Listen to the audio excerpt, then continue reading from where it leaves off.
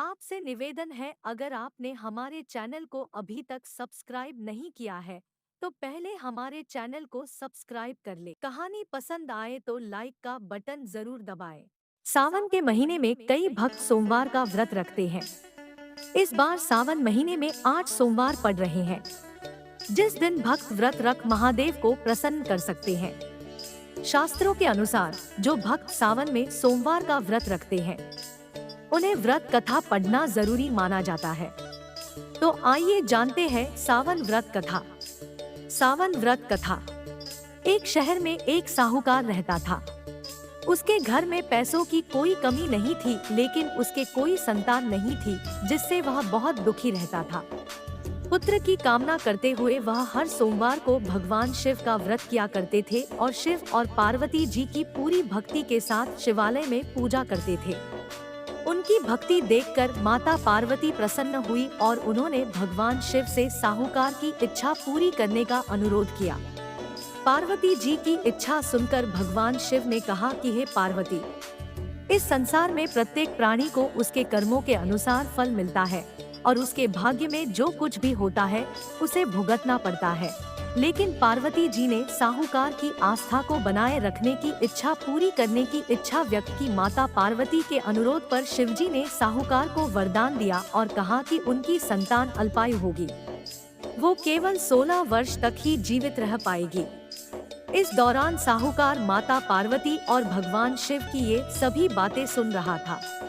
इसके बाद भी वह पहले की तरह शिव की पूजा करता रहा। साहूकार के घर में कुछ वक्त बाद एक पुत्र का जन्म हुआ। जब वह बालक 11 वर्ष का हुआ तो उसे पढ़ने के लिए काशी भेज दिया गया। साहूकार ने बेटे के मामा को बुलाकर ढेर सारा पैसा दिया और कहा कि तुम इस बच्चे को काशी विद्या प्राप्त करने के लिए ले जाओ और रास्ते में यज्ञ करो। आप जहाँ भी यज्ञ करें वहाँ ब्राह्मणों को भोजन कराकर दक्षिणा देकर जाएं।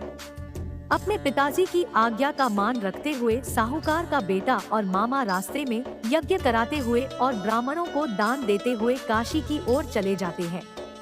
इस बीच रास्ते में एक राजा की कन्या का विवाह हो रहा था। राजकुमारी से जिस राजकुमार का विवाह हो रहा था वो आंखों से काना था। इस बात की जानकारी राजा को नहीं थी। राजकुमार ने इस बात का लाभ उठाकर अपने स्थान पर साहूकार के बेटे को दूल्हा बना दिया। लेकिन साहूकार का बेटा ईमानदार था। उसने अवसर का लाभ उठाया और राजकुमारी के दुपट्टे पर लिखा कि तुम मुझसे शादी कर चुके हो, लेकिन जिस राजकुमार के साथ तुम्हें भेजा जाएगा वह एक आँख वाला काना है। मैं काशी पढ़ने जा रहा हूँ। चुन्नी पर लिखे शब्दों को पढ़ा तो उसने अपने माता पिता को यह बात बताई। बारात को छोड़कर राजा ने अपनी बेटी को नहीं छोड़ा। उधर साहूकार का लड़का और उसके मामा काशी पहुँचे और वहाँ जाकर यज्ञ किया। लड़के की उम्र के दिन जब वह 16 वर्ष का था, एक यज्ञ किया गया था। लड़के ने अपने मामा से कहा कि मेरी तबीयत ठीक नहीं है। मामा ने कहा कि तुम अंदर जाओ और सो जाओ। शिव के वरदान के अनुसार कुछ ही पलों में बच्चे की जान निकल गई। मृत भांजे को देख उसके मामा विलाप करने लगे। संयोग से उसी समय शिव और माता पार्वती वहां से जा रहे थे। पार्वती ने भगवान से कहा, प्राणनाथ, मैं इसकी पुकार को सहन नहीं कर सकती। आपको इस व्यक्ति की पीड़ा को दूर करना होगा। जब शिवजी मरे हुए लड़के के पास पहुँचे तो उन्होंने कहा कि यह उसी साहूकार का बेटा है जिसे मैंने 12 साल की उम्र में वरदान दिया था। अब इसकी उम्र खत्म हो गई है। लेकिन माता पार्वती ने कहा कि हे महादेव, कृपा करके इस बच्चे को और उम्र दे, नहीं तो इसके माता पिता भी मर जाएंगे। शिव के अनुरोध पर भगवान शिव ने लड़के को जीवित रहने का वरदान दिया। शिव की कृपा से वह बालक जीवित हो गया। शिक्षा समाप्त करके जब वह लड़का अपने मामा के साथ अपने नगर लौट रहा था तो दोनों चलते हुए उसी नगर में पहुँचे जहाँ उसका विवाह राजकुमारी के साथ हुआ था। उस नगर में भी उसने यज्ञ का आयोजन किया। उस नगर के राजा ने तुरंत उसे पहचान लिया।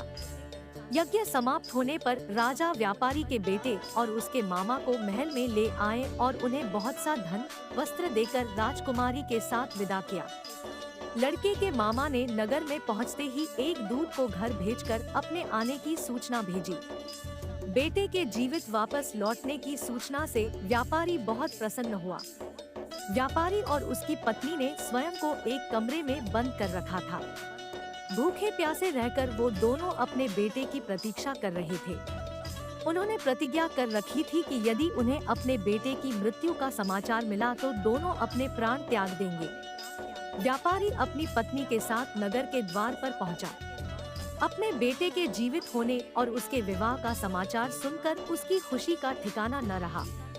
उसी रात भगवान शिव ने व्यापारी के सपने में आकर कहा, हे श्रेष्ठी, मैंने तेरे सोमवार व्रत करने और व्रत कथा सुनने से प्रसन्न होकर तेरे पुत्र को लंबी आयु प्रदान की है। ऐसा सुनकर व्यापारी काफी प्रसन्न हुआ।